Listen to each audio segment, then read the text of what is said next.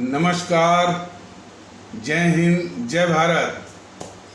भारतीय अवाम ताकत दल अपने भारतीय भाई बहनों अर्थात अपने देश भारत की जनता अर्थात अपनी भारतीय अवाम से भारतीयता आधारित आपसी श्रद्धा, भारतीयता आधारित आपसी स्नेह, भारतीयता आधारित आपसी प्रेम, भारतीयता आधारित आपसी अखलाक मोहब्बत, भारतीयता आधारित आपसी सहयोग, भारतीयता आधारित आपसी सम्मान, भारतीयता आधारित आपसी एकता, भारतीयता आधारित आपसी भाईचारा तथा भारतीयता आधारित आपसी सद्भाव को समझने व उसे आत्मसात करके वैसा ही और उसी अनुसार आचरण एवं व्यवहार करने हेतु और इसके समस्त भारत में प्रचार प्रसार करने हेतु और इसकी अहमियत और महत्व को प्रत्येक देशवासी को समझाकर उसे अपनाते हुए वैसा ही और उसी अनुसार आचरण एवं व्यवहार करने हेतु और प्रत्येक देशवासी को अपना ही भारतीय भाई बहन मानकर, समझकर और अपनाकर उनके साथ वैसा ही और उसी अनुसार आचरण एवं व्यवहार करने हेतु सतत, सदैव और हमेशा अदब के साथ, आदर के साथ अर्ज करता है, विनती करता है। देखिए, ये जो भारतीय अवाम ताकत दल की कोशिश और मुहिम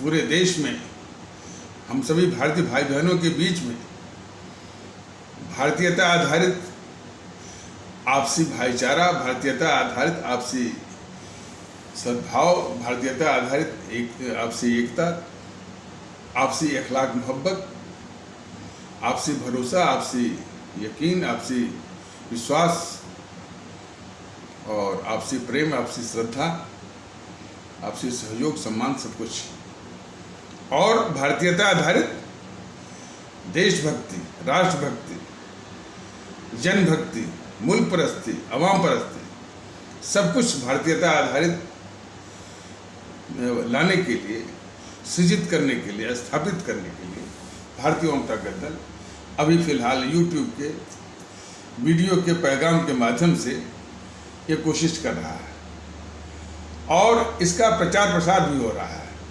हमारे आदरणीय भारतीय भाई बहन, हमारी आदरणीय भारतीय अवाम इसमें शरीक भी हो रही है, इसकी अहमियत और महत्व को समझ भी रही है।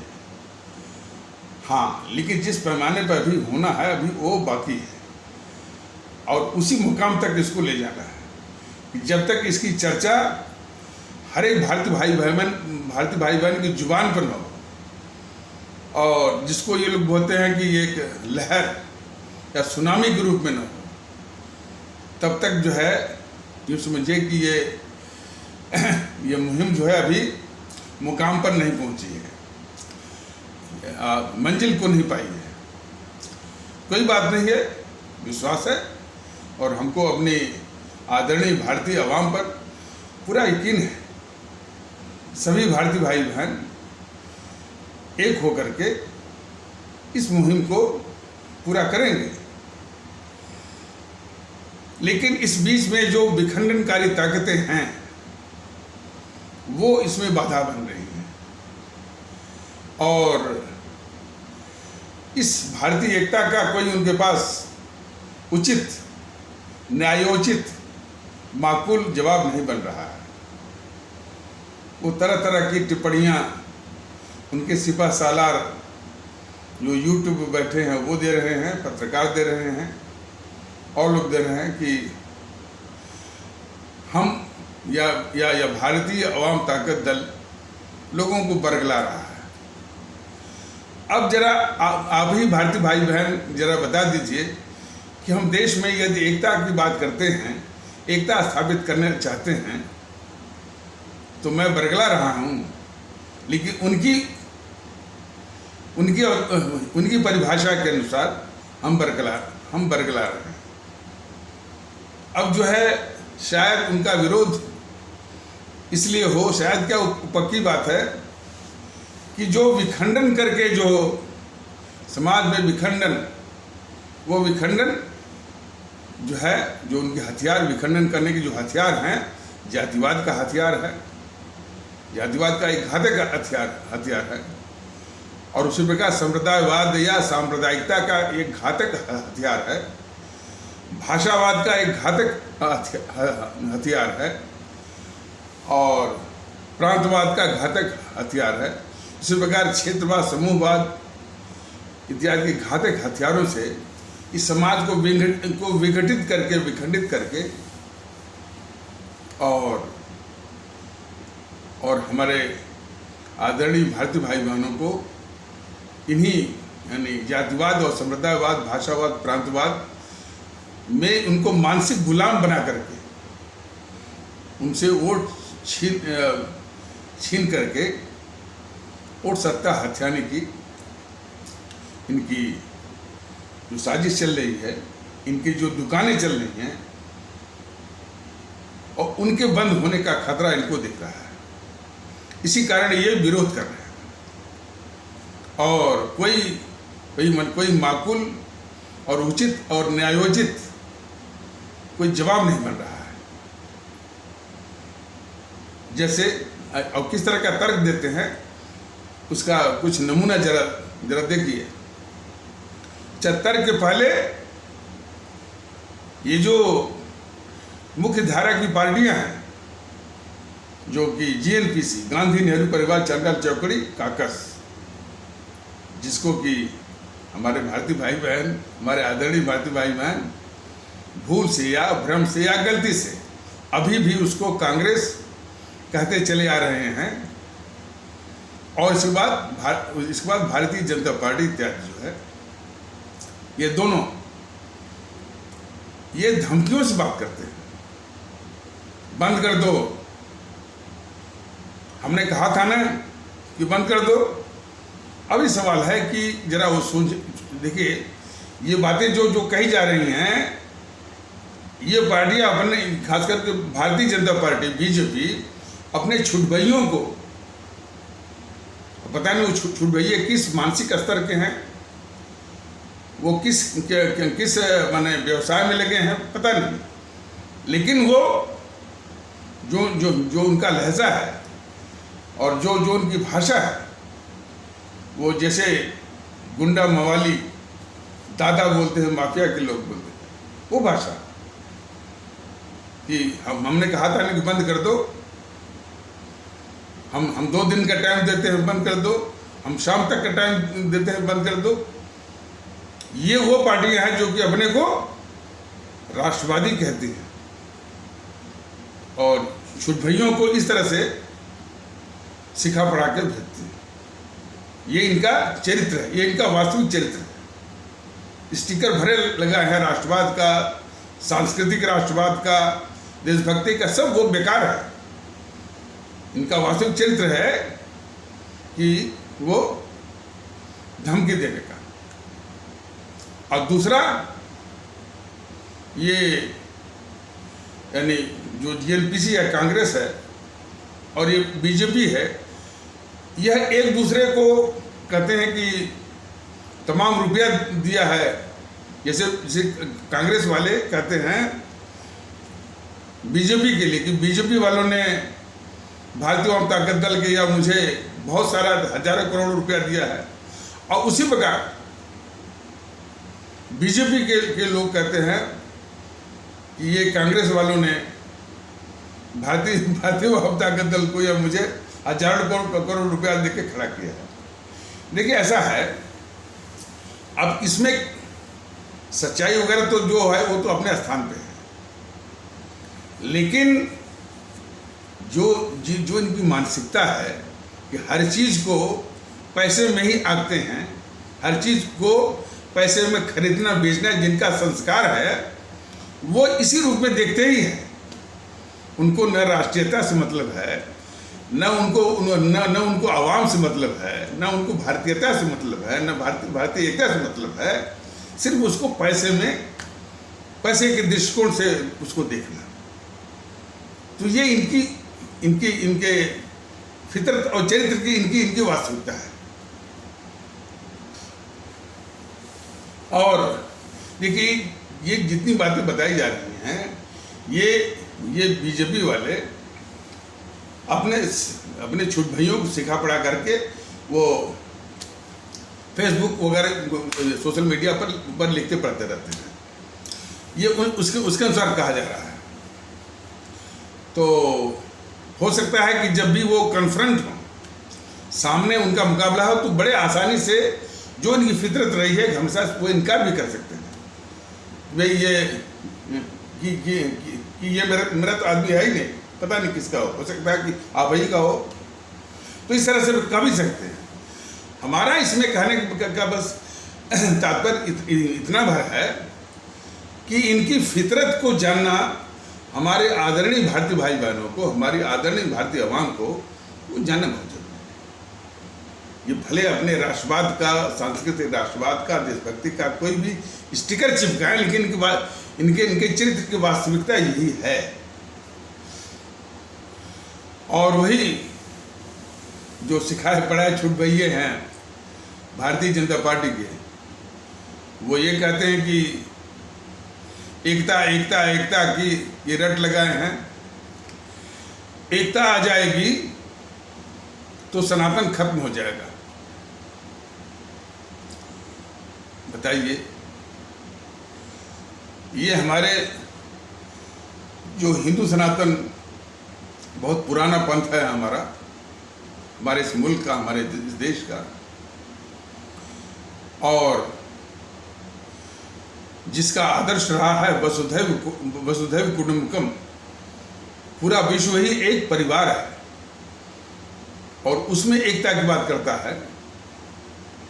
और आज ये तर्क लेके आए हैं कि यदि एकता आ जाएगी तो सनातन खत्म हो जाएगा। सनातन कभी खत्म होने का, सनातन तो और मजबूत होगा। इनकी दुकान खत्म हो जाएगी ये कह नहीं पा रहे हैं, उसी बात को कह रहे हैं कि इनकी दुकान खत्म हो जाएगी। उसी आशंका को वो इस रूप में व्यक्त कर रहे हैं कि सनातन खत्म हो जाएगा। सनातन का एक आवरण है।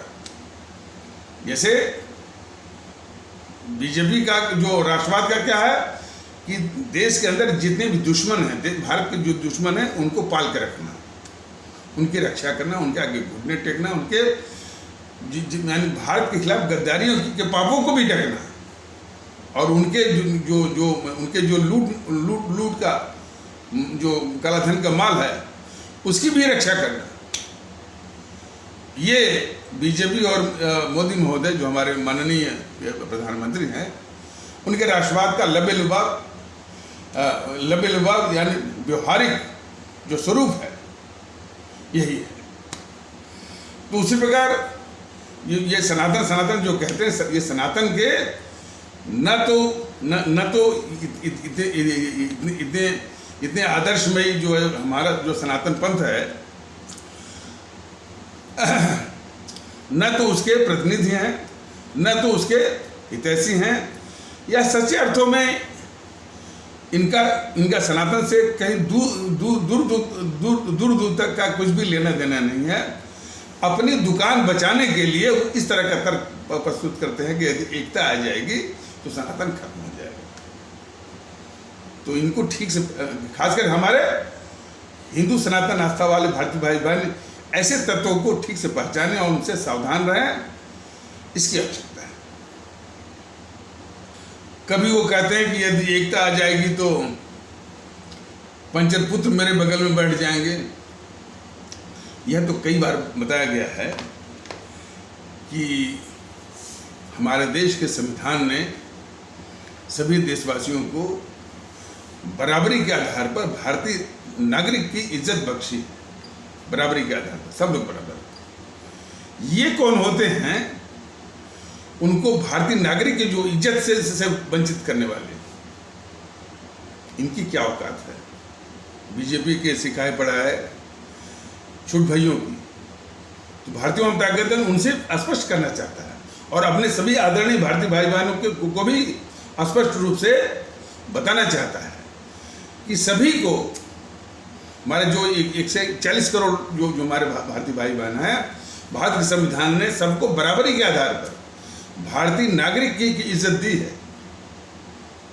तो किसी की कोई औकात नहीं है कि जो है कि उनको इस इज्जत से वंचित करे। हाँ, जो जो जो उनकी फितरत है उसके अनुसार कुछ नुकसान जरूर वो कर सकते हैं। किसी को पंचर पुत्र वो जरूर कर सकते हैं, मुल्ला जरूर कर सकते हैं, मियाँ कटुआ और जो है और जिहादी पाकिस्तानी और गद्दार ये सब कर सकते हैं, तो ये उनकी फितरत है। लेकिन कोई औकात नहीं है कि हमारे सभी आदरणीय भारतीय भाई बहन, चाहे वो किसी भी पंथ के मानने वाले हो, हिंदू सनातन के मानने वाले हो, इस्लाम के मानने हो, या ईसाई पंथ के मानने वाले हो, या सिख पंथ के मानने हो, उनको ये भारतीय नागरिक की जो इज्जत जो हमारे भारतीय संविधान ने दी है उससे ये वंचित करते हैं। दुनिया की कोई ताकत ऐसी नहीं। जैसा कि पिछले कुछ कथानकों के माध्यम से, एपिसोडों के माध्यम से ये बताने की कोशिश की गई थी कि भारतीय एकता तो लाना ही है, बहुत ज़रूरी भी है। हमारा देश बहुत बिखराव, तनाव और नफरत से जूझ रहा है, उससे बहुत त्रस्त है, दुखी भी है। तो इसलिए भारतीयता आधारित भाईचारा और एकता तो लाना ही है, ये इस मुल्क के लिए बहुत आवश्यक है। साथ साथ यदि हुकूमत मिलती है और हुकूमत का उपकरण मिलता है, तो जो खिदमत करना है अपनी आवाम की, अपनी आदरणीय भारतीय आवाम की, और अपनी जो मुल्क की खिदमत करना है, वो भी उतना ही महत्वपूर्ण है। तो इसके विषय में पहले भी बताया गया है कि भारतीय जनता दल वही हमारे परम आदरणीय राष्ट्र महानायक, राष्ट्रभक्त शिरोमणि नेताजी सुभाष चंद्र बोस का जो शासन प्रशासन का जो शैली, जो मॉडल है, और इसको पूरा करने के लिए हमारे जो आदरणीय सम्राट हैं औरंगजेब का जो सख्ती, अनुशासन, नियम पालन और कानून पालन का कानून पालन के वसूल पर, सिद्धांत पर आधारित जो शैली है, इन दोनों के मेल से एक सख्त, अनुशासित, चुस्त दुरुस्त, निष्पक्ष शासन प्रशासन के जरिए जो है अपनी भारतीय आवाम को बारी और बराबरी के वसूल पर आधारित सेवा देगा।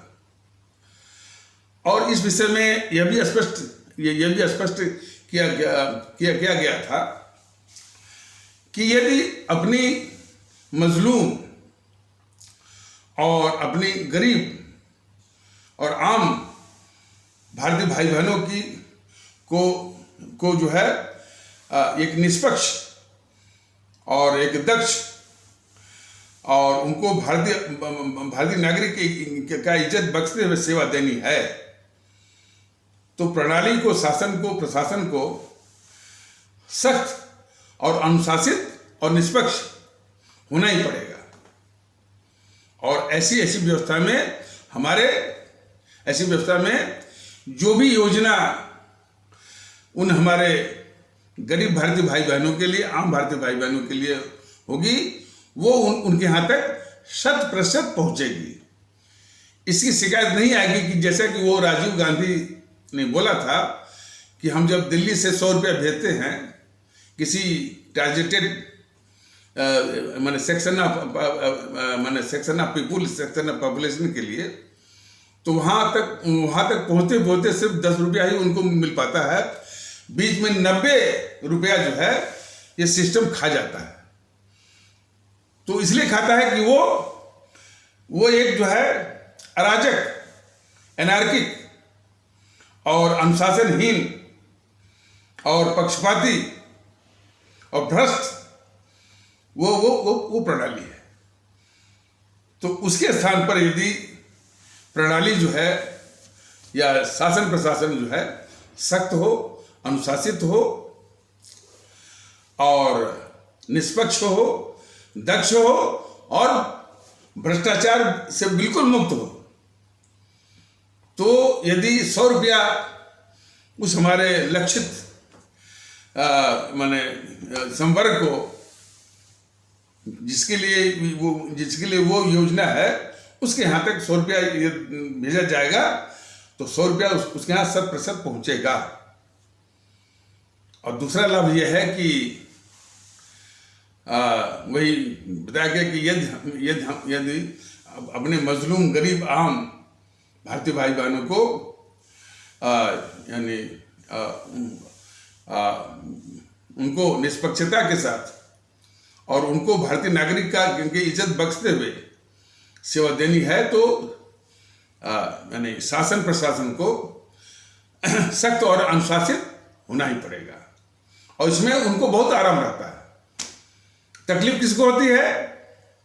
तकलीफ होती है जो रसूख वाले हैं, जो दादा अपने को दादा समझते हैं, जो अपने को माफिया समझते हैं, जो अपने को सामंतशाह समझते हैं, मतलब जो अपने को आम जनता से ऊपर और कानून से ऊपर मानते हैं, जिनको लाइन में खड़ा होना जो है अपनी तौहीन मानते हैं, ऐसे लोगों को तकलीफ होगी। हो सकता है कि वो इन्हीं आम भारतीय भाई बहनों को यानी उनको आंदोलन के लिए उकसाएं कि अरे इतनी शक्ति है, इतना अनुशासन है, लोकतंत्र का गला घोट दिया गया, लोकतंत्र खत्म हो गया, ये इसी तरह की बातों को बोला करते हैं।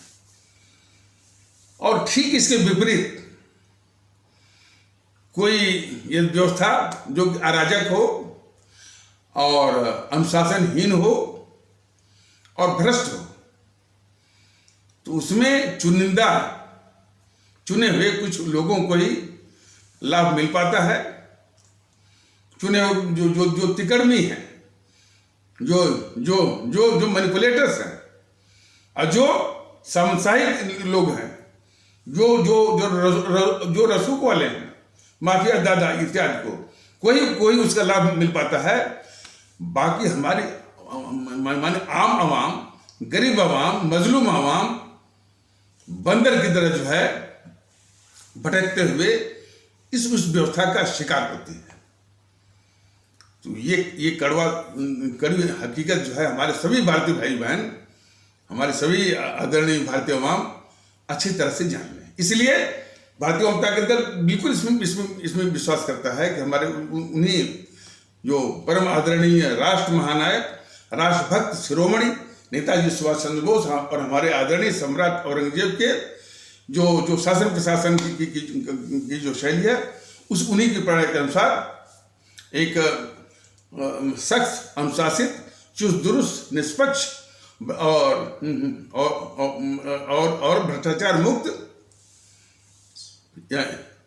प्रणाली के द्वारा अपनी आवाम की खिदमत करेगा और उनको भारतीय नागरिक की प्रतिष्ठा बख्शते हुए। तो यह भी बताना थोड़ा आवश्यक था कि मुख्य बात होती है कि किस तरह का माहौल, किस तरह की सेवा दी जाएगी और आवाम को किस तरह से खिदमत किया जाएगा। और जो विकास के जो कार्य हैं जो मोदी जी के वक्त में चल रहे हैं, इनकी दुगनी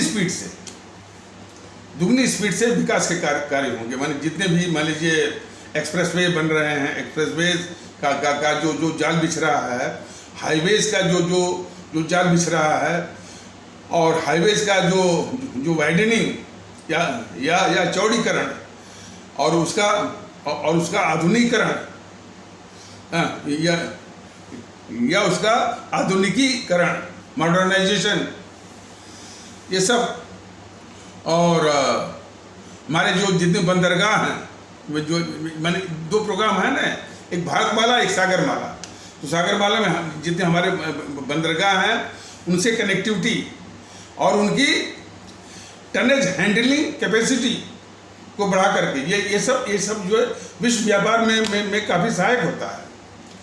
और इसके बाद जो है डेडिकेटेड फ्रेट कॉरिडोर, रेलवे का इंडस्ट्रियल कॉरिडोर और लॉजिस्टिक कॉरिडोर, लॉजिस्टिक पार्क, सीमाओं पर जो है वो सड़क का, हाईवेज का, रेलवे का वो नेटवर्क बिछाना, और जो दुर्गम इलाके हैं हमारे देश के, जम्मू कश्मीर, पूर्वोत्तर भारत में भी जो है में भी रेलवे का और सड़कों का और हाईवेज का और एक्सप्रेसवे का जाल बिछाना।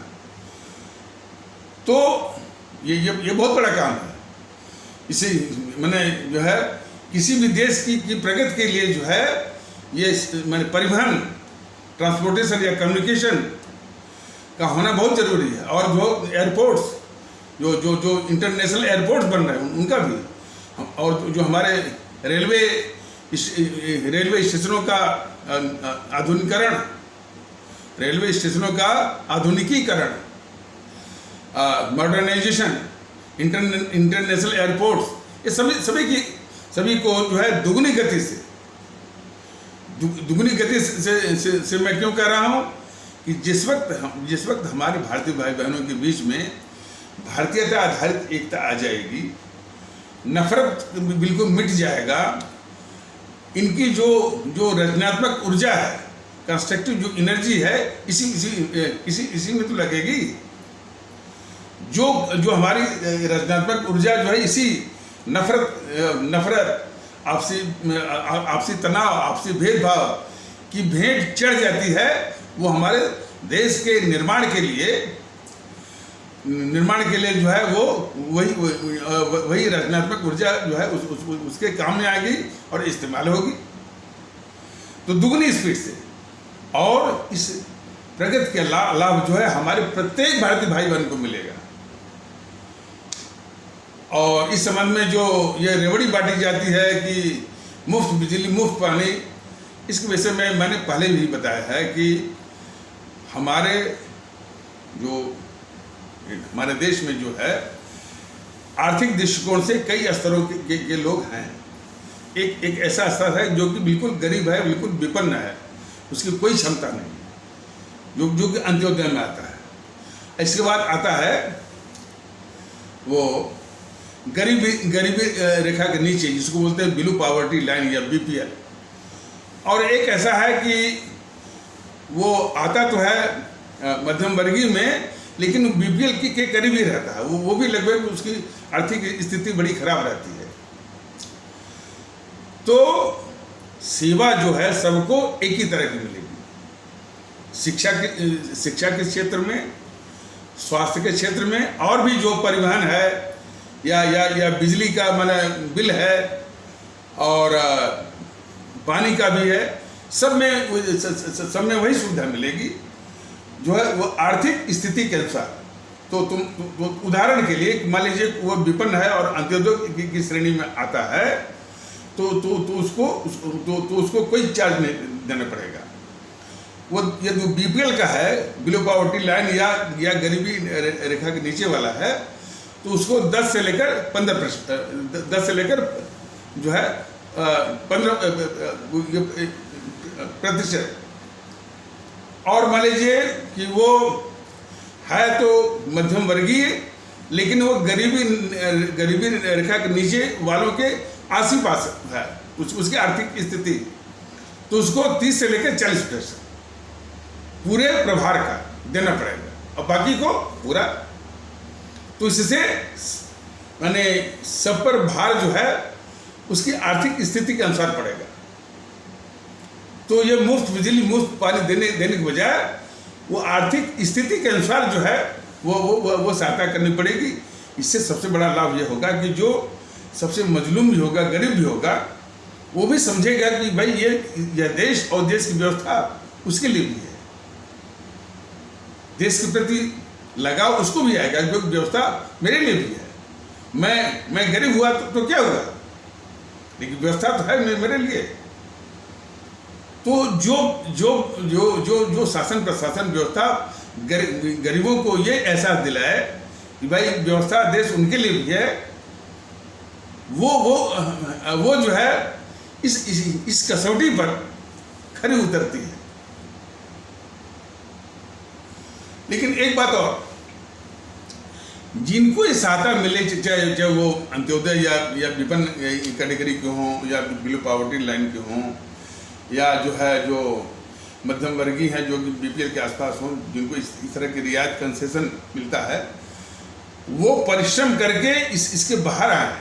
ऐसा नहीं कि ये इसकी एक गंदी आदत पड़ जाए कि भाई हम तो गरीबी रहेंगे और हमको छूट मिलेगी। ये सोच बहुत ही गलत है। आपकी ये स्थिति है इसलिए वो रियायत मिल रही है, लेकिन आप परिश्रम करिए, अपनी स्थिति को सुधारिए और भी तमाम वो योजनाएं हैं, उन्हीं योजनाओं का और भारतीय जनता पार्टी उन सारी योजनाएं जो गरीबों के लिए हैं वो सारी योजनाओं का लाभ या उसकी स्कीम जो है वो 100% जो है उपलब्ध कराएगा। तो उनका इस्तेमाल करते हुए गरीबी रेखा के ऊपर आइए। विपन्न है तो गरीबी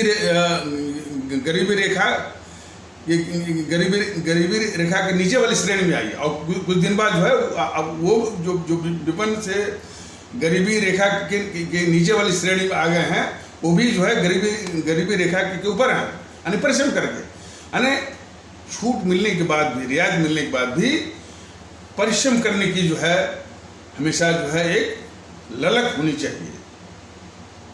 छूट लेकर के आलस बनने के लिए नहीं, यह देश के लिए बहुत घातक होगा। छूट इसलिए मिलेगी कि उस स्थिति का सामना करने के लिए, लेकिन आगे बढ़िए, अपनी स्थिति को सुधारिए और विपन्न या अंत्योदय वाली स्थिति से, बीपीएल वाली स्थिति से तुरंत बाहर आ जाइए।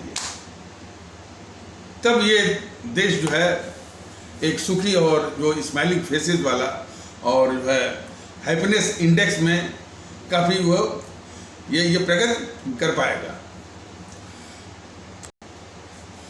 एक YouTube पर देखा गया था कि गौरव भाटिया एक प्रवक्ता हैं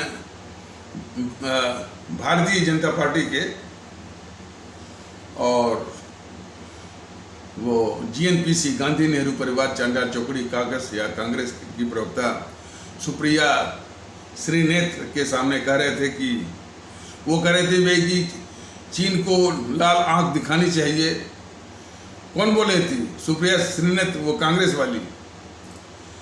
उसके सामने ये गौरव भाटिया जानबूझकर के क्यों नहीं बोले थे कि भाई यानी तुम लोग जो है वो लाल आंख दिखाने की बात करते हो। जिन्होंने इसी देश की जमीन लद्दाख से काट करके अक्साई चीन के रूप में उस दुश्मन चीन को दे दिया, उनके मुंह से ये निकल रहा है कि इनकी लाल आंख दिखानी चाहिए। इन सबों ने मैंने चीन की सीमा पर कोई सड़क नहीं बनाई ताकि चीनी सेना या चीन हमारी भारत में घुसती रहे। वो कह रहे कि इनकी यानी चीन को लाल आंख दिखानी चाहिए। ये वो बोल रही थी उस कायर गौरव भाटिया बीजेपी के प्रवक्ता के सामने, और वो महोदय क्या जवाब दे रहे हैं कि इस देश की जमीन जो है चाचा नेहरू ने वो चीन को दी थी। अब देखिए, और इन महोदय गौरव भाटिया को इतना भी याद नहीं कि अक्साई चीन की जो ज़मीन है लद्दाख वाली जो है जो कि इस नेहरू ने दिया था वो अपने दुश्मन चीन को, उसके अलावा सन 62 के अलावा 1959 में ही ये गद्दार जवाहरलाल नेहरू यानी चीन के प्रधानमंत्री चाउ एन लाई को बुला करके एक विश्वासघाती माहौल बनवाया, हिंदी चीनी भाई भाई, हिंदी चीनी भाई भाई। और उस विश्वासघाती माहौल में चीन की सेना नेफा, नॉर्थ ईस्टर्न फ्रंटियर एजेंसी, जो कि वर्तमान में अरुणाचल प्रदेश है, उसमें चीनी सेना को घुसवाया ये गद्दार जवाहरलाल नेहरू। और जब देश को खबर लगी, देश ने पूछना चालू किया इस गद्दार जवाहरलाल नेहरू से, तो इसने झूठ बोला कि झूठ बोलते हुए कहा कि हाँ हमको इस बात की जानकारी है और हमने चीनी नेताओं से बात कर ली है, वो चीनी सेना वापस हो जाएगी। वो झूठ बोला, गद्दार जवाहरलाल नेहरू झूठ बोला, और वो चीनी सेना सन 1959 में जो कि नेफा में नॉर्थ ईस्टर्न फ्रंटियर एजेंसी जो कि वर्तमान का अरुणाचल प्रदेश है, वापस नहीं हुई। वहीं पर चीन ने आज की तारीख में एक जो है कॉलोनी, यानी जो कॉलोनी मतलब ये कि वो एक रिहायशी इलाका और उस रिहायशी इलाका से संबंधित तमाम आधारभूत सुविधाएं, इंफ्रास्ट्रक्चर विकसित कर दिया है। उसी का फोटो लिया है नासा ने, और वही फोटो जो है वायरल हुआ। उस फोटो को देख करके ये गद्दार राहुल गांधी कह रहा है कि मोदी ने चीन को घुसवा दिया भारत में, मोदी ने चीन को घुसवा दिया भारत में।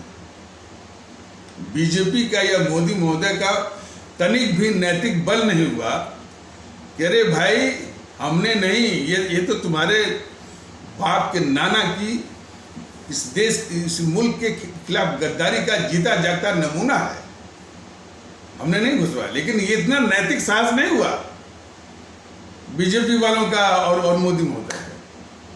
यही तो अब इसको यानी कौन संज्ञा देंगे कि इतनी बड़ी गद्दार जीएनपीसी और उसका गद्दार राहुल गांधी और उसके बाप का नाना जो गद्दार मैंने ये जवाहरलाल नेहरू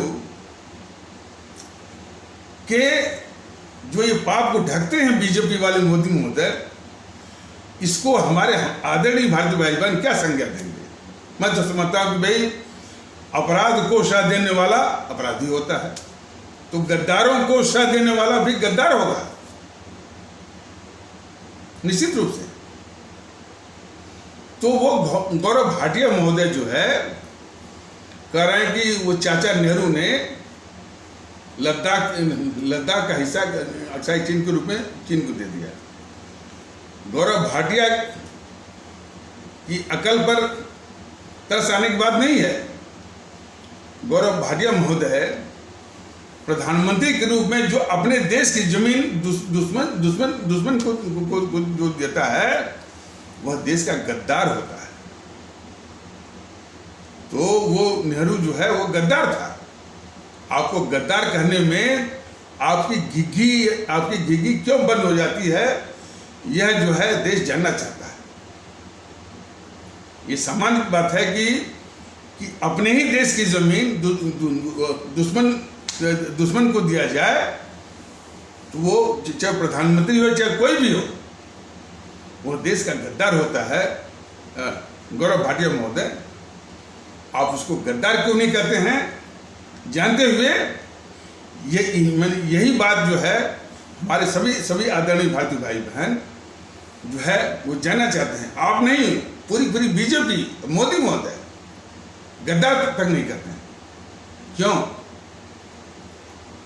जब वो कांग्रेस की प्रवक्ता सुप्रिया श्रीनेत जब कह रहे थे कि चीन को जो लाल आंख दिखानी चाहिए, उसके सामने आपकी घिघी बंद हो गई गौरव भाटिया महोदय कि वही गद्दार नेहरू जो तिब्बत भारत में मिलना चाह रहा था, उसको थाली में सजा करके दुश्मन चीन को दिया। यानी नेहरू की गद्दारियों पर किस तरह से बीजेपी के प्रवक्ता गौरव भाटिया जैसे लोग जो है वो पर्दा डालते हैं, पर्दा डाल करके देश के साथ गद्दारी करते हैं। ये हमारे सभी आदरणीय भारतीय भाई बहन, हमारे सभी आदरणीय जो है भारतीय आवाम बहुत गौर से देखें, बहुत ध्यान से देखें। तो एक नमूना है। दूसरा, शायद पिछले एपिसोड में पिछले या 2 दिन पहले वाले एपिसोड में बताया गया था कि जब वाजपेयी महोदय थे प्रधानमंत्री 1998 से लेकर के 2004 तक, तो यही राहुल गांधी जो है वो अमेरिका में कई देशों की करेंसी के साथ और ड्रग की स्मगलिंग करते हुए बोस्टन शहर अमेरिका में पकड़ा गया। तो फिर इस जेएनपीसी की सोनिया ने वो ब्रजेश मिश्रा जो कि प्रधानमंत्री वाजपेयी का प्रधान सचिव था, अब देखिए कैसे कैसे जो है वो कांग्रेसी चमचे जो है वाजपेयी के इर्द गिर्द थे। तो सोनिया के कहने पर प्रधानमंत्री वाजपेयी के प्रधान सचिव ब्रजेश मिश्रा जो है रात के 12 बजे जगाते हैं। बताइए, प्रधानमंत्री को, देश के प्रधानमंत्री को, किस लिए? कि एक ड्रग स्मगलर को बचाने के लिए। ये चरित्र है ब्रजेश मिश्रा जैसे गद्दारों का।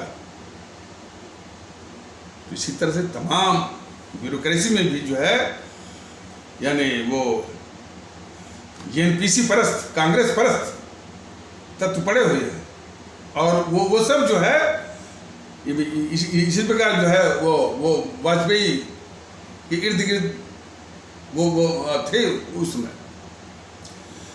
तो उस ब्रजेश मिश्रा ने रात के 12 बजे प्रधानमंत्री वाजपेयी को जगा है और वाजपेयी को भी संकोच नहीं हुआ कि भाई रात के 12 बजे एक स्मगलर को बचाने के लिए वो फोन कर रहे हैं।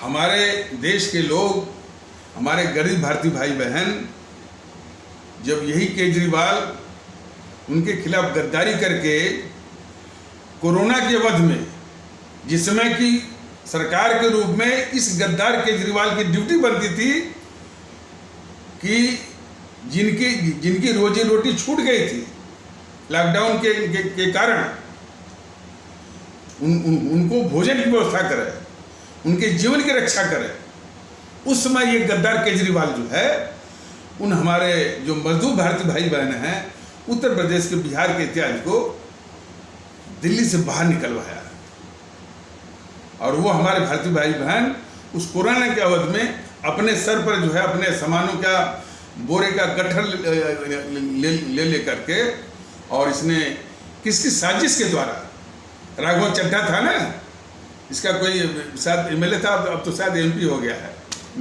मेंबर ऑफ पार्लियामेंट हो गया है राज्यसभा का। उसने एक व्हाट्सएप के द्वारा झूठा अफवाह फैला कि उत्तर प्रदेश के और बिहार के जो मजदूर हैं, मजदूरों के लिए उत्तर प्रदेश की और बिहार की या सरकार की बसें आनंद विहार और गाजीपुर बॉर्डर पर लगी हुई, झूठ लगी हुई हैं और उसी में ये मजदूर बैठ करके अपने अपने उत्तर प्रदेश और बिहार के अपने अपने गांव में या अपनी अपनी जगहों पर वो जा सकते हैं। इस तरह का झूठ उसने व्हाट्सएप के द्वारा राघव चड्ढा ने फैलवाया। ये गद्दार केजरीवाल अधिकारियों को लगा रात भर जो है लाउड स्पीकर से चिल्ला करके यही झूठा हुआ। और यही गद्दार केजरीवाल जो है मकान मालिकों को मजबूर किया कि वो यानी मजदूर भारतीय भाई बहनों के बिजली और पानी के कनेक्शन काटे, उनको मजबूर किया घर से निकालने के लिए। और ये गद्दार केजरीवाल हमारे उत्तर प्रदेश के और बिहार के और अन्य क्षेत्रों के जो मजदूर भारतीय भाई बहनों को अपनी डीटीसी बसों से लाकर के यहाँ आनंद विहार और गाजीपुर बॉर्डर पर लाकर पटक दिया। कोरोना के संक्रमण का खतरनाक दौर चल रहा था उसमें। यदि वो कोरोना का संक्रमण फैल जाता तो वो कितना कहर बरपाता हमारे इन जो मजदूर भारतीय भाई बहनों के ऊपर। किस स्तर का एक गद्दार है ये केजरीवाल। और उसका परिणाम यह हुआ कि हमारे वो मजदूर भारतीय भाई बहन अपने सिर पर जो अपने सामानों का गट्ठर ढोते हुए हजारों किलोमीटर, जो चूंकि झूठ बोला था कि बसें लगी हैं उत्तर प्रदेश और बिहार सरकार की बसें तो थी नहीं वहां पर। फिर वहां से बेचारे पैदल हजारों किलोमीटर तक चलने को मजबूर हुए और उसमें कुछ गर्भवती बच्चियां थीं, वो मृत्यु को प्राप्त हो गई। इतनी बड़ी गद्दारी किया वो ये केजरीवाल। लेकिन बात वहीं तक नहीं है, ये मोदी सरकार देखती रही। मोदी सरकार उन मजदूर भारतीय भाई बहन के लिए नहीं है। ये गद्दार राहुल गांधी को ड्रग स्मगलिंग से छुड़ाने के लिए प्रधानमंत्री के रूप में वाजपेयी जो है रात के 12 बजे भी वो फोन करता है। और उसके साथ साथ वो गद्दार जो है ब्रजेश मिश्रा, किस तरह के यानी ब्यूरोक्रेसी में भी लोग इस जीएनपीसी के जो है चमचे हैं और वो गद्दारी करते हैं देश के साथ। तो यूं समझ लीजिए कि ये पूरी बीजेपी कुछ अपवादों को छोड़ करके ये पूरे जो है जीएनपीसी यानी गांधी नेहरू परिवार, चंडाल चौकड़ी काकस या कांग्रेस, जिसको कि हमारे आदरणीय भारतीय भाई बहन गलती से या भूल से या भ्रम से अभी भी कांग्रेस कहते चले आ रहे हैं कि बराबर रक्षा हर तरह से रक्षा मतलब कि उसके पापों को ढकने की भी रक्षा, चाहे वो मोदी महोदय हो, चाहे वाजपेयी हो, कोई भी हो, कुछ अपवादों को छोड़ करके। जैसे इनके जो संस्थापक रहे हैं डॉक्टर श्यामा प्रसाद मुखर्जी, पंडित दीनदयाल उपाध्याय, इन्होंने कभी भी समझौता नहीं किया। और जब समझौता नहीं किया तो इन दोनों को, डॉक्टर श्यामा प्रसाद मुखर्जी को भी और हमारे पंडित दीनदयाल उपाध्याय को, इन्हीं जीएनपीसी वालों ने डॉक्टर श्यामा प्रसाद मुखर्जी को गद्दार नेहरू ने और पंडित दीनदयाल उपाध्याय को वो गद्दार इंदिरा ने मरवाया। लेकिन आज तक इन बीजेपी वालों का, इनके शासन हो गया 8.5 साल इनको, और 6 साल तक रहे वाजपेयी महोदय। अपने ही संस्थापक डॉक्टर श्यामा प्रसाद मुखर्जी डॉक्टर श्यामा प्रसाद मुखर्जी की मृत्यु की जांच या हमारे पंडित दीनदयाल उपाध्याय की मृत्यु की जांच नहीं करवाए सत्ता में रहने के बाद। क्यों? सिर्फ इसीलिए कि वो नेहरू न बेनकाब हो जाए, इंदिरा न बेनकाब हो जाए। तो किस कदर और किस सीमा तक जा करके भी ये जीएनपीसी वालों के, जीएनपीसी के पापों को ये ढकते हैं बीजेपी वाले। अच्छा, एक महत्वपूर्ण बात बताना यह है कि शायद ये मोदी सरकार जो है कुछ यूट्यूब को प्रतिबंधित कर रही है। हो सकता है कि उसको कुछ बहाना मिल जाए इस यूट्यूब को भी प्रतिबंधित करने का। कोई बात नहीं है, जितना भी यूट्यूब लोगों के पास है उसको आगे बढ़ाइए, इसमें काफ़ी सामग्री है और भारतीय जनता दल भी इसको जो है संरक्षित करने की कोशिश करेगा। इनका कोई भी दाव जो है हमारी आवाम के आगे चल नहीं सकता। इन सबों ने हमारी आवाम को बहुत ठगा है, बहुत छला है, बहुत झूठ बोला है और बहुत तकलीफें दी है। आज उसी आवाम को भारतीयता के आधार पर भारतीय जनता दल जगा रहा है, जागृत कर रहा है और हमारी आवाम जाग रही है, एकता में शामिल हो रही है। तो इनके ये अब हम नहीं कहते कि बैन लगा ही देंगे, लेकिन लगा सकते हैं कोई बहाना बना करके। तो इसकी संभावना से मतलब कि उन लोगों में नहीं कि झूठ मूठ का एक हुआ खड़ा करना, यानी उस संभावना से इनकार नहीं किया जा सकता है। अब लगा भी सकते हैं और नहीं भी वो लगा सकते हैं, लेकिन जैसे भी हो, महत्व हमारे भारतीय अवाम का है, महत्व हमारे आदरणीय भारतीय भाई बहनों का है। वैसे तो भारतीय जनता दल हरे कोई बोल रहा है, क्या बोल रहा है, और हमारे जो YouTube पर जो वीडियो के पैगाम पर वो क्या बोल रहा है, उस पर टिप्पणी करना जो है आवश्यक नहीं मानता। लेकिन जैसा कि पहले भी बताया गया है, इनसे उनकी मानसिकता को पढ़ने में आसानी होती है और उनका पढ़ना जरूरी है इस देश की भलाई के लिए। तो भारतीय आवाम ताकत दल का जो ये है कि देश में भारतीयता आधारित एकता की मुहिम चला रहा है, और ये पुष्पेंद्र कुलश्रेष्ठ जो कि किसी न किसी बहाने हर वक्त जो है हमारे इस्लाम आस्था वाले भारतीय भाई बहनों को निशाना बनाते हुए, उनके जो इस्लाम पंथ पर जो है जो निशाना बनाते हुए नफरत फैलाता रहता है। ये गद्दार पुष्पेंद्र कुलश्रेष्ठ। अब मैंने बराबर कहा कि जो भी इस देश में नफरत फैलाते हैं वह इस देश के खतरनाक गद्दार है।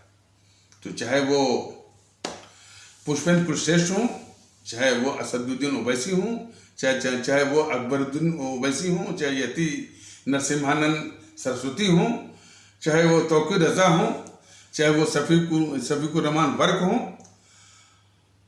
चाहे वो वामन मिश्रा हों, जो कोई भी इस समाज में मैंने किसी के प्रति जो है जहर उगलते हुए नफरत फैलाते हैं, वो इस मुल्क के खतरनाक गद्दार हैं।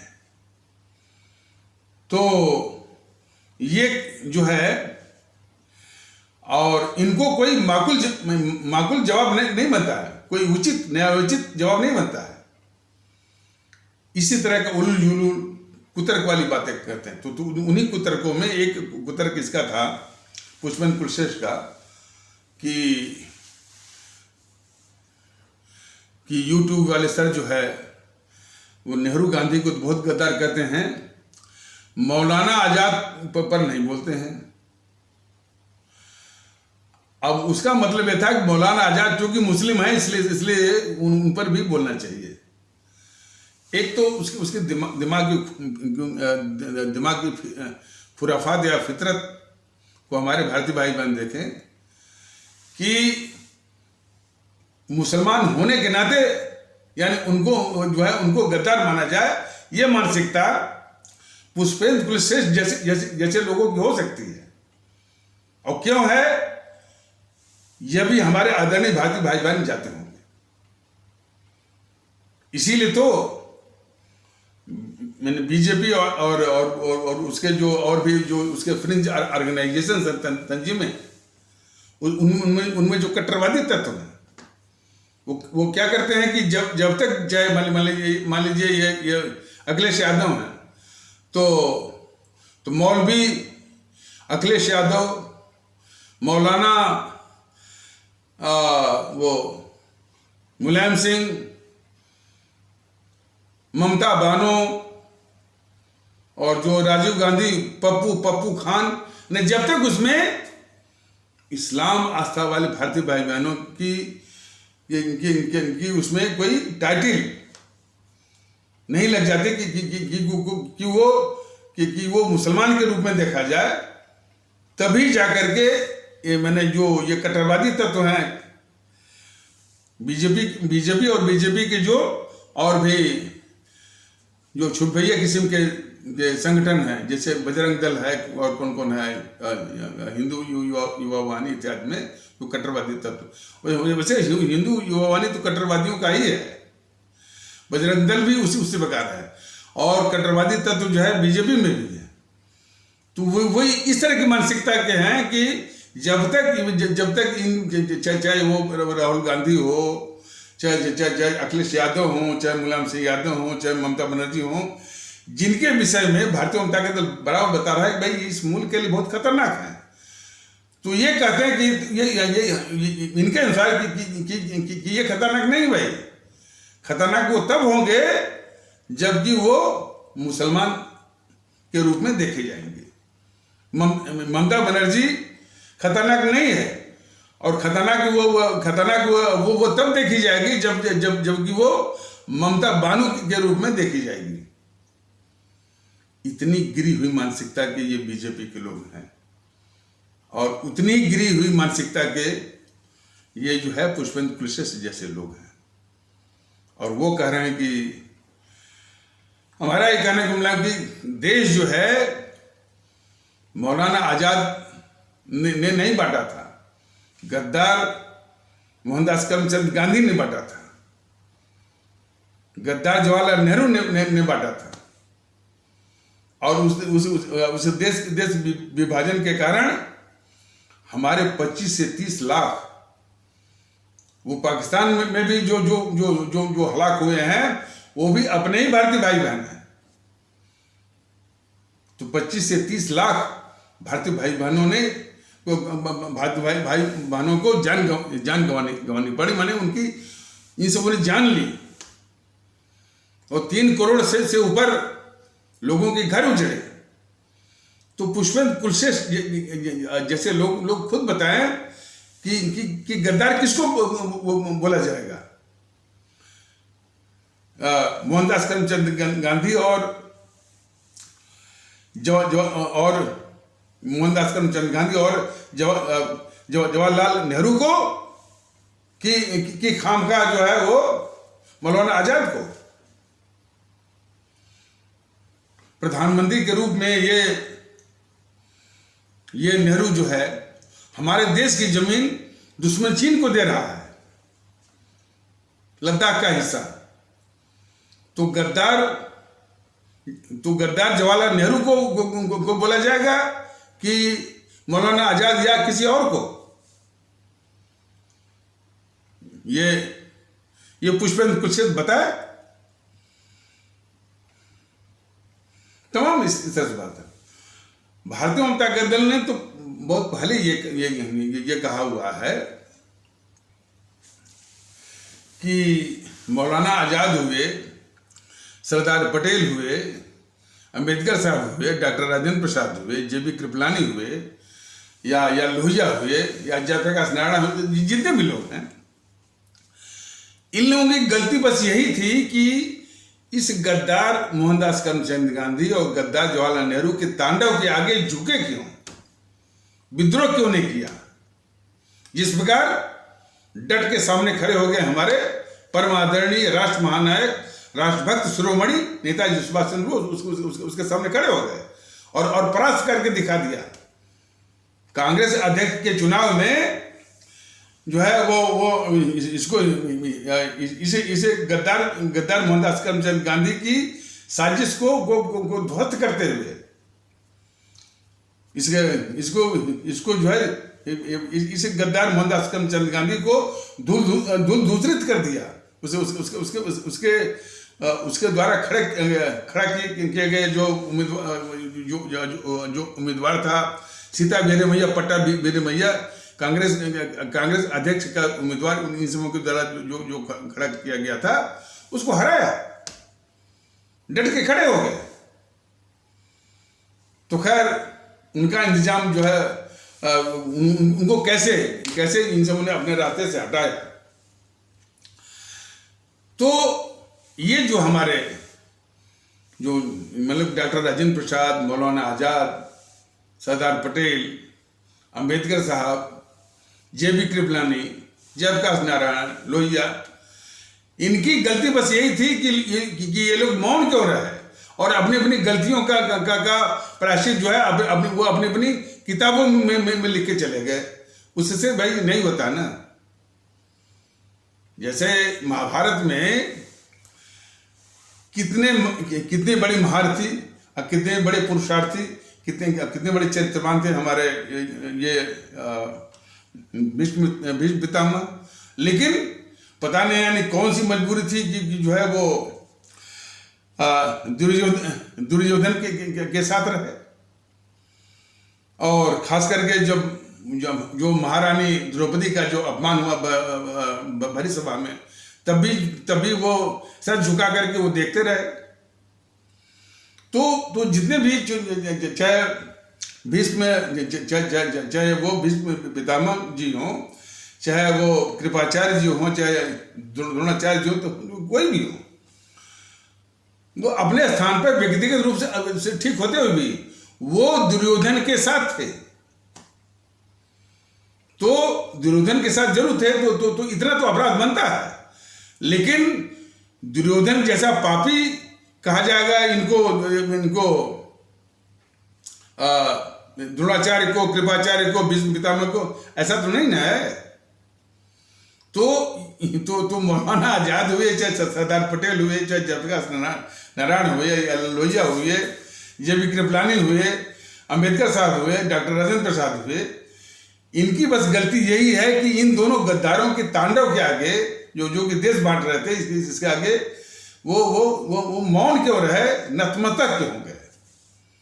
और तो जिस प्रकार महाभारत में वह यानी उनकी इस गलती की सजा मिली, बताइए, भीष्म पितामह इतने बड़े चरित्रवान, इतने बड़े त्याग करने वाले, उनको सुख से मौत भी नसीब नहीं हुई। तमाम बाण लगे हुए हैं, बाणों की सैया पर 6 महीने तक लेटे रहे, उनको मृत्यु नहीं आई, सजा मिली ना, और सबको मिली सजा। तो उसी प्रकार जो है जो ये थे डॉक्टर राजेंद्र प्रसाद, सरदार पटेल, मौलाना आजाद, सबको सजा मिली। सबको इस नेहरू ने व्यक्तिगत रूप से अपमानित किया। तो नेहरू के द्वारा अपमान की सजा जो है सबको बारी बारी से मिली। इसी नेहरू ने जो है वो अंबेडकर जी को व्यक्तिगत रूप से आकर के वो चुनाव में हरवाया। डॉक्टर राजेंद्र प्रसाद जब वो रिटायर हो गए थे पटना में, उनको व्यक्तिगत जो चिकित्सा की सुविधा जो मिली चाहिए वो भी न मिल सके, इस तरह की साजिश किया इसने, इस गद्दार जवाहरलाल नेहरू ने। और मौलाना आजाद ने भी लिखा है, और मौलाना आजाद ने कुछ असलियत भी लिखा है इस जेएनपीसी के विषय में। और वो संग्रहालय से मौलाना आजाद का जो मैन्युस्क्रिप्ट है, यानी पांडुलिपि जिसे कहते हैं, या हस्तलिखित जो भी पांडुलिपि, इन जेएनपीसी वालों ने गायब कर दिया। जो भी उनको मतलब उनके हिसाब से उनको दिक्कत वो डाल सकता था, वो पोर्शन जो इन्होंने अपने ऑटोबायोग्राफी में लिखा था मौलाना आजाद ने, वो पन्ने ही वो निकाल दिया संग्रहालय से। तो हर एक को अपमानित किया। जे.बी. कृपलानी जो है छोड़ गए, पार्टी छोड़ गए। जे.बी. कृपलानी ने और लोगों ने वो कोई स्वतंत्र पार्टी वो बना लिया। लोहिया ने जो है कोई वो समाजवादी पार्टी ने बना लिया। सब वो जो है तितर बितर हो गए। और सब जो है नेहरू के द्वारा अपमान के दंश को समूह ने झेला, महाभारत की तर्ज पर। तो इसका मतलब यही है कि मौलाना आजाद हो चाहे कोई भी हो, ये इन दोनों गद्दारों के तांडव के आगे नतमस्तक क्यों होंगे, झुके क्यों और मौन क्यों रहे। ये अपराध तो है, लेकिन इसका यह मतलब नहीं कि जो गद्दारी का जो घिनौना चरित्र है, जो चरित्र है जवाहरलाल नेहरू का और मोहनदास करमचंद गांधी का, तो इनको भी कहा जाए। देश को बांटा जवाहरलाल नेहरू और मोहनदास करमचंद गांधी ने, और जो है आलोचना की जाए मौलाना आजाद की, वो भी इसलिए क्योंकि मुसलमान है वो।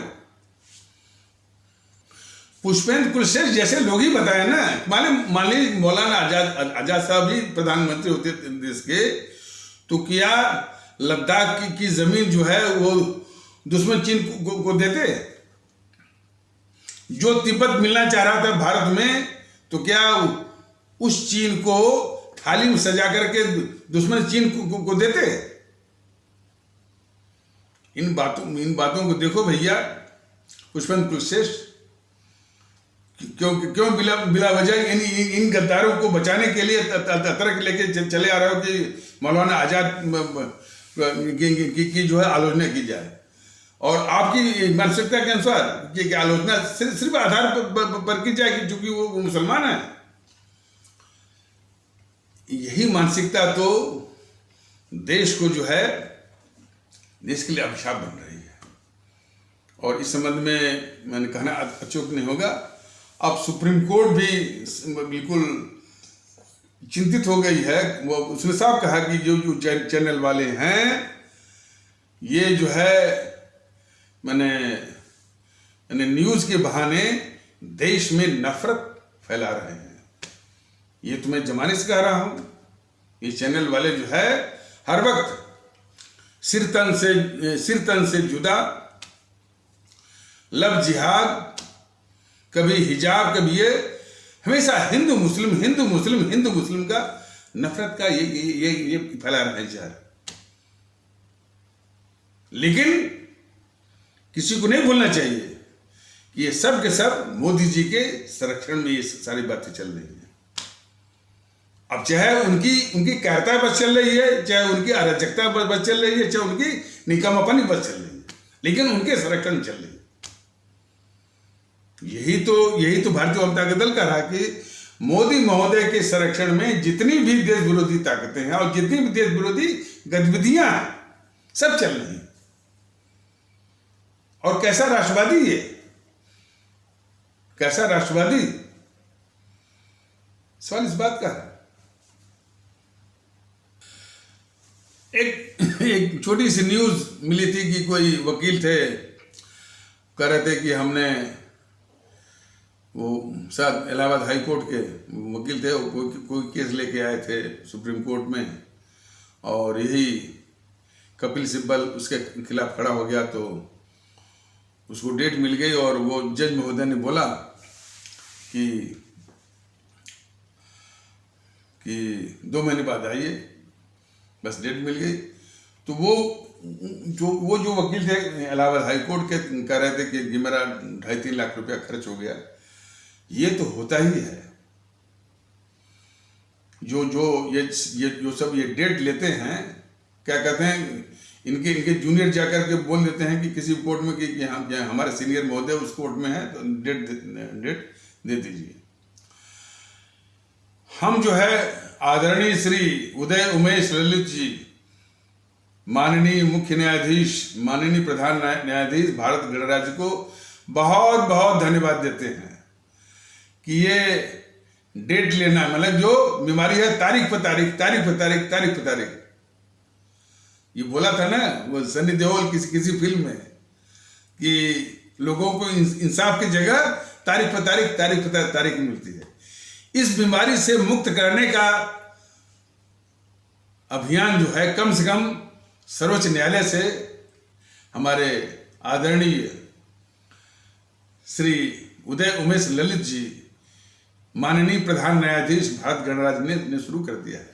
और उन्होंने इसकी परंपरा को खत्म करने का, तारीख लेने का,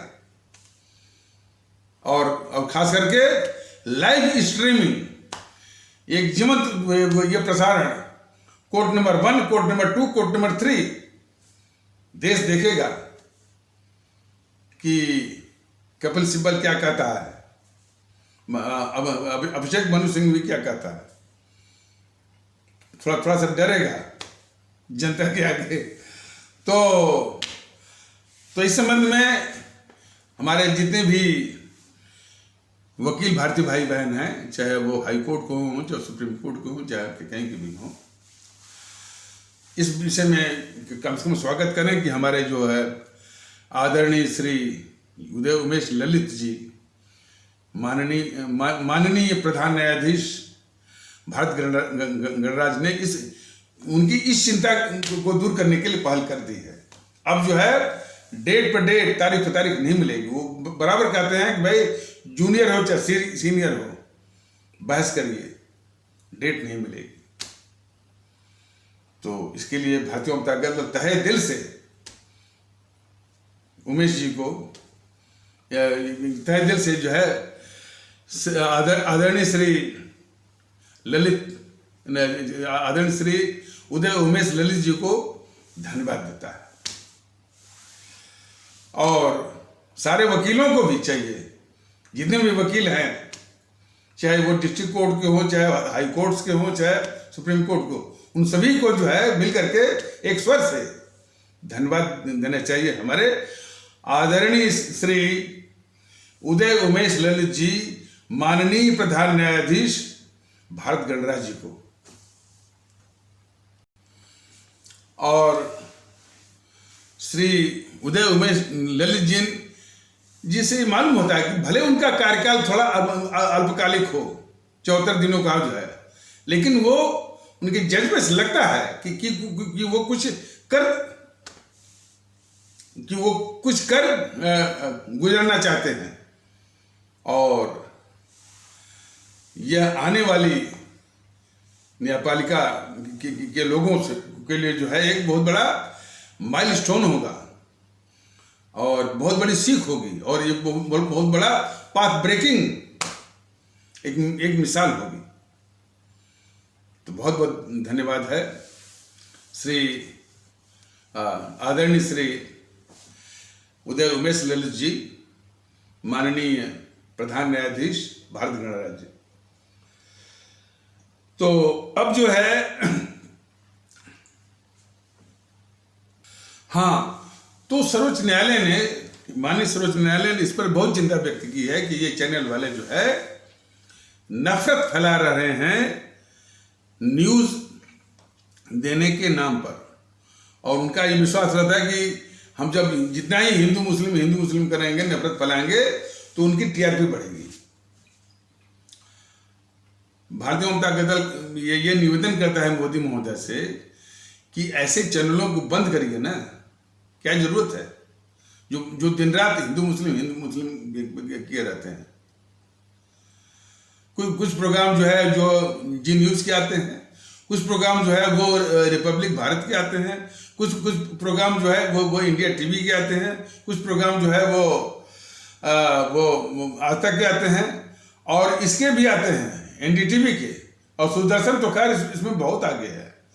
वो जो है इस्लाम आस्था वाले भारत बहन विरोधी चैनल ही है वो चलाता है हमेशा। मैं तो बड़ी वो जो है बेबाकी से कहता हूँ, इन सारे चैनलों को बंद कर देना चाहिए, इनकी कोई आवश्यकता नहीं।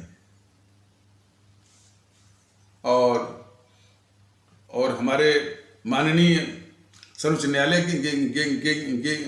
के न्यायमूर्तियों का भी बहुत बहुत धन्यवाद है, खास करके के.एम. जोसेफ और कोई और न्यायमूर्ति थे, उनको भी धन्यवाद है। तो नफरत की बात, अब कोई बहाना झूठ मूठ का, सिर तन से जो जुदा और पता नहीं क्या क्या। अरे भाई, सिर तन से जुदा यदि कोई कहता है, पुलिस है ना,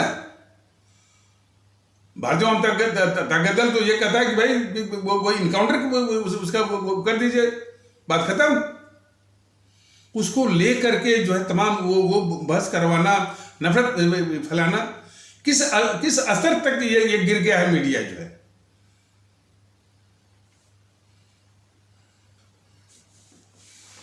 मान लीजिए जो कन्हैया लाल का हत्या हुई अजमेर वगैरह में, हत्यारे को पकड़िए, उसको ऐसी सजा दीजिए कि दूसरों को भी सबक मिले। अरब मुल्कों में अपराध क्यों कम है, सजा मिलती है बड़ी सख्त। कहते हैं ना भाई कि दुबई में आप छोड़ के जाइए, कोई पर्स है 100 का नोट है, कोई उठाता क्यों नहीं है? क्यों? वहां पर सजा सख्त है, तो यहां पर भी करिए सजा सख्त। अब जो अपराधियों का जब हौसला बढ़ेगा तो अपराध कम होगा। उन अपराधियों को सजा देने के बजाय उनकी बात को लेकर के मीडिया वाले जो है उसी का आधार बना करके वो नफरत जो ये फैलवा रहे हैं। कभी हिजाब, कभी लफ्ज़ जिहाद, कभी सिर तन से जुदा इत्यादि की बातों को लेकर के, यानी कोई न कोई बात। अच्छा, एक बात और भी उसमें बता रहे थे माननीय न्यायमूर्ति माननीय सर्वोच्च न्यायालय के भी बता रहे थे कि एक समुदाय विशेष को जो है वो टारगेट करते हुए, बात सही है। देखिए, ऐसा है कि इस जो जीएनपीसी ने, जो गांधी नेहरू परिवार चंद्रा चौकड़ी ने हमारे हिंदू सनातन के खिलाफ जो है वो बड़ी साजिशें की, इसमें कोई शक नहीं है।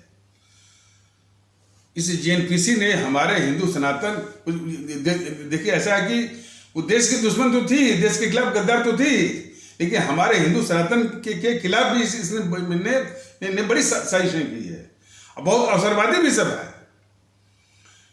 राहुल गांधी को जब मौका मिलेगा तो जब चुनाव आएगा तो वह कोर्ट के ऊपर जनेऊ पान करके वो मंदिर में जाकर के झाल मजीरा वो बजाता है, और जब वही वक्त निकल जाता है तो बोलता है हिंदुवाद, आतंकवाद।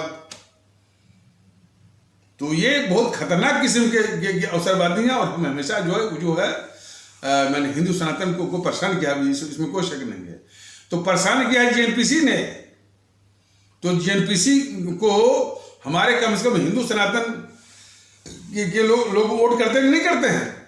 राजस्थान में करते कि नहीं करते हैं? कौशिक जो कौशिक कहे जाने वाले जो भारतीय बहन है यहाँ के हरियाणा के, वो करते कि नहीं करते हैं? केरल में करते कि नहीं करते हैं? तो दुविधा तो यहां पर है ना। आज भी ये सबको पता है कि भाई हिंदू सनातन देश, देखिए देश के गद्दार तो हैं ही सब, और विशेष करके हमारे हिंदू सनातन आस्था वाले भारतीय भाई बहनों को बराबर इन सब ने तंग किया है। लेकिन सिबत इस बात की है कि हिंदू सनातन आस्था वाले भारतीय बहन भी अभी भी उसको समर्थन उसी प्रकार से कर रहे हैं जिस प्रकार इस जीएनपीसी के गुंडों ने हमारे 6000 सिख आस्था वाले भारतीय भाई बहनों का सरेआम कत्ल करवाया। तब भी हमारे सिख आस्था वाले भारतीय भाई बहन इसी जीएनपीसी को वोट देते हैं, इसकी सरकार बनवाते हैं। तो इस सवाल का जवाब तो धनन भाई, इस सवाल का जवाब तो देना न पड़ेगा। तो इस सवाल का जवाब ढूंढने के बजाय बस मैंने जो तकलीफ, जो अपमान इस जीएनपीसी ने हिंदू सनातन को दिया उसने, और वो अच्छा उसके दिमाग में यह है कि हम इनको तकलीफ देंगे तो हमारे इस्लाम आस्था वाले भारतीय भाई बहन खुश होकर के उनको वोट देंगे। ये भी इसकी एक मानसिकता काम करती है जो कि बिल्कुल वो निराधार है। तो उसके लिए जो है यानी तकलीफ देती है जीएनपीसी हिंदू सनातन आस्था वाले भारतीय भाई बहनों को, और लेकिन हिंदू सनातन आस्था वाले भारतीय भाई बहनों के तबके के जो कट्टरवादी तत्व हैं और सामंतशाही जो सोच वाले हैं, वो उल्टे निशाना बनाते हैं हमारे इस्लाम आस्था वाले भारतीय भाई बहनों को। जीएनपीसी को वोट करेंगे, वही जीएनपीसी को वोट करेंगे और हमारे इस्लाम आस्था वाले भारतीय भाई बहनों को निशाना बनाएंगे। इस तरह की दुविधा चल रही है। खैर कोई भी हो, कहने का लबाब यह है कि जब तक ये सब रहेंगे, मैंने ये परिदृश्य में जीएनपीसी हो चाहे बीजेपी हो, जो है इस तरह का दंश जो है हमारे भारतीय भाई बहन झेलने के लिए अभिशप्त होते रहेंगे। तो फैसला तो आपको करना है कि आपके हाथ में अमोघ अस्त्र होते हुए भी क्यों आप जो है इन काले अंग्रेजों के खतरनाक काले अंग्रेजों के पापों को, उनके कुकर्मों को, उनके दुष्कर्मों को झेलने के लिए क्यों आवश्यकता है। इसीलिए तो भारतीय वामपंथी अकाली दल अब आपसे कह रहा है कि आप जो है भारतीयता के मर्म को समझिए, उसके महत्व को समझिए, भारतीयता के आधार पर एक होइए और इनको ईवीएम मशीन पर शून्य करिए, तब जाकर के आपको राहत की शुरुआत वहीं से होगी। तो इन्हीं आवश्यक शब्दों के साथ इस आवश्यक परिचर्चा को यहीं पर विराम दिया जाता है। तब तक के लिए नमस्कार। जय हिंद, जय भारत।